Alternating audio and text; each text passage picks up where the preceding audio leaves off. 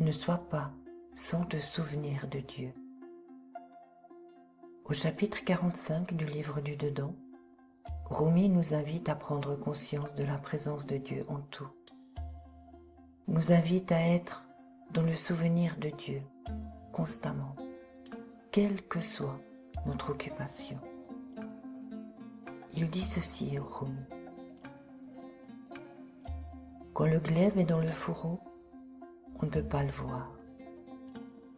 Ce qui signifie que le véritable glaive de Dieu est celui qui cherche sans relâche à être dans la proximité de Dieu, celui qui lutte nuit et jour contre lui-même, qui distingue la rectitude de l'erreur, celui qui ne reste pas sans se souvenir de Dieu, celui qui se fait la guerre à lui-même, luttant contre son ego et purifiant son caractère. Le glaive de Dieu est celui qui ne peut rester inactif dans sa quête de perfection divine, dans tous ses actes. Aussi longtemps qu'il n'aura pas atteint le statut d'être dans le souvenir de Dieu en permanence, il serait comparable au glaive qui reste dans son fourreau. Dieu ne peut être atteint que par la soumission, oui. Il ne suffit pas d'avoir trouvé le chemin qui mène à Dieu pour être proche de lui. Encore faut-il le suivre, ce chemin. Encore faut-il se souvenir sans relâche que notre but est d'atteindre Dieu et de rester dans sa proximité. Et pour cela, nous avons besoin de nous soumettre aux exigences du chemin qui mène à Dieu. Dieu se suffit à lui-même. Sa bienveillance est célèbre et tout le monde a conscience de sa grâce. Pourquoi donc ne lui demandes-tu pas l'aumône et n'attends-tu pas ses dons et sa récompense? Oui.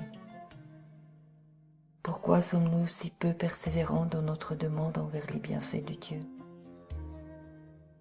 Pourquoi pouvons-nous rester si longtemps sans nous souvenir de ses bienfaits et de lui?